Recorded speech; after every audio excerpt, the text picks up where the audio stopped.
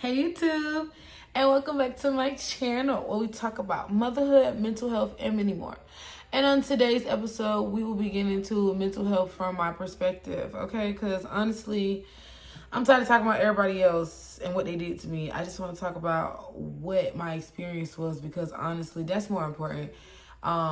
As we take accountability and heal and evolve, we start to take our destiny into our own hand. And by doing that, we have to practice self-awareness and self-correction. And instead of being a victim, I learned to be victorious by helping and healing myself through learning about myself. So, what I want to say first and foremost is that mental health is an umbrella. Okay, and there's a lot of different colors to the umbrella, a lot of different components, a lot of different categories. But mental health is the umbrella that they all fall under.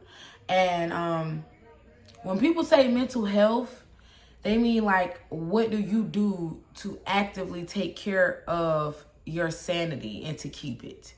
However, mental health can be a lot of different things. It can be the diagnosis, it can be the experiences, it can be the solutions and proactive steps that we take to eliminate and re-regulate our nervous system so that we won't keep having these unfortunate experiences.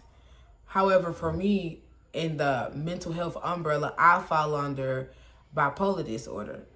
So you have, like I said, a lot of different components that falls under mental health.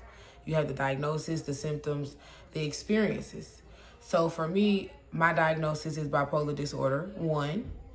And we are going to get into my experience with having a psychosis, which is commonly known as a nervous breakdown. And basically, a psychosis takes place in the subconscious part of the brain. And I remember it was this movie and it's called Lucy, and it talked about how the average human only used 10% of the brain.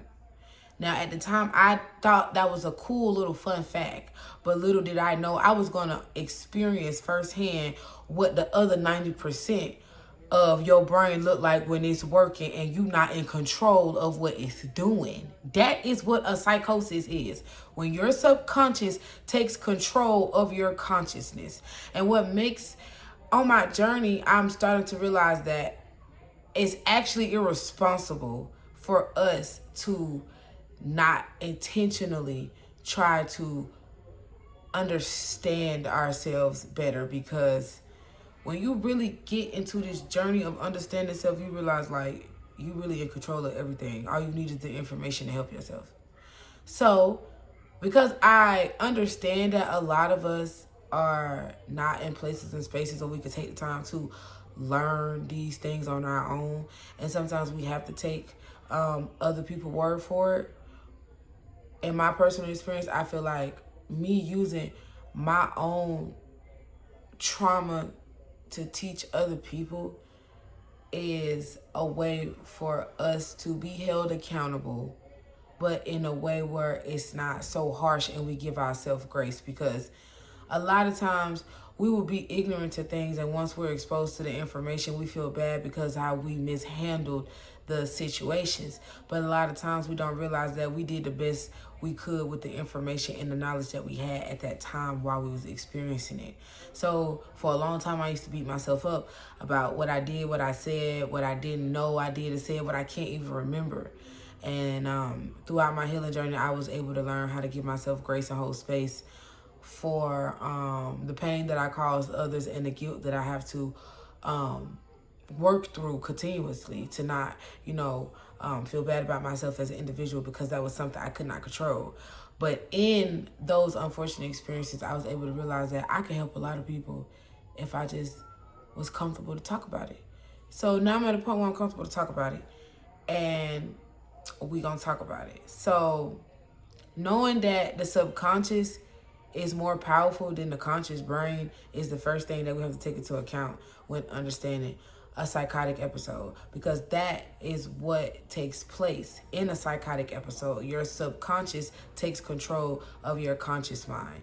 And in basic terms, you know how You know how on a plane, and they can put the plane on autopilot? That's really what the subconscious is. It does everything. It does all the hard lifting for the brain without the brain even have to actively be involved. It just does it. Like with breathing. You could breathe. You don't have to think about breathing. Like I'm sitting here running my mouth, running my chapels, and I'm breathing real good. I ain't even thinking about that. That's my subconscious actively working without me having to even put any intention behind it. That's how powerful the subconscious is. It does way more than the consciousness. So before I start getting into the subconscious, I'm gonna make a separate video specifically just for explaining the subconscious and how it works. I just want y'all to know that the subconscious is the very big point of what a psychosis is and how it plays out, what's stored in your subconscious. So when did my psychotic episode or my experiences start? It started in 2018, right before I turned 21. Like, it started like December of 2017, going into January of 2018. And my birthday was in March. So I spent my 21st birthday in a psych ward. Very tragic, very tragic. Why did this experience happen to me? Unfortunately, for most people, it happens because we have underlying conditions. Now, underlying conditions for people can look different on different people. Underlying conditions could be heart conditions. It could be brain conditions. You could have a psychotic episode if you struggle with brain tumors and aneurysms and things of the such, neurological disorders.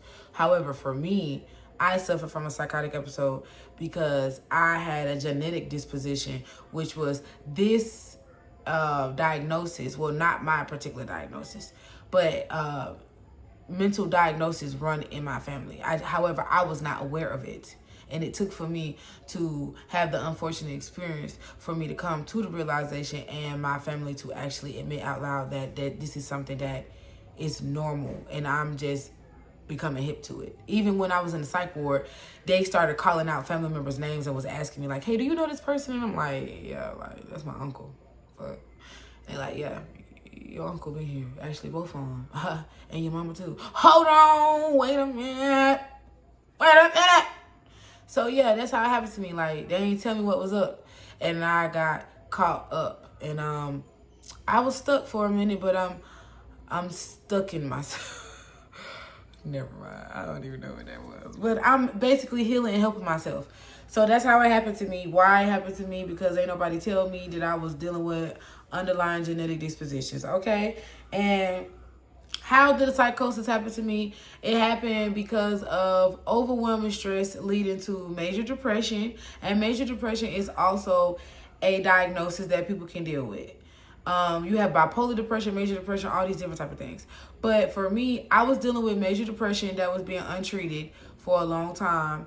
And I slightly was unaware of it. Like, I didn't think it was real because it was being untreated. And so it went untreated for so long that I just kind of like slipped out of reality. Like, it was real bad. And so I just woke up one day not knowing who I was no more. And that was a very scary experience. And we'll get into that a little later because we're going to get real deep into this. Because like I said, I'm a realist and I have real conversations. And the only way to heal is to feel and to say how we feel, okay? So yeah, this is basically the gist of what we're going to be getting into pertaining to the Shanteria Stinson story. The who, what, where, when, why, and how. And the main thing is the where, the how, and the why. Those are the main things. So if you like this video, I would really appreciate it if you like, comment, and subscribe. Give this video a hype and a like. As well as I have no idea what I want y'all to comment. I can't never think of what I want y'all to say, but I'll be trying to make sure that y'all are being active. It's hard for me to find things to ask y'all because I be asking myself so many questions and I gotta go find the answer to my own questions. But I would just say leave a pink heart because I got pink hair and I got pink hearts on my shirt and I got a pink amethyst necklace that I got from Pandora, you know, because I'm rocking with the pink right now because we embodying self-love and self-acceptance. And you see, I even got a pink pillow on my couch. So, like, comment, pink hearts and hype the video. And I will see you guys next time when we get into what is the subconscious, what takes place in the subconscious, and all that good stuff, because we're really going to get into the things that happen in the brain. Okay? Yeah. Bye.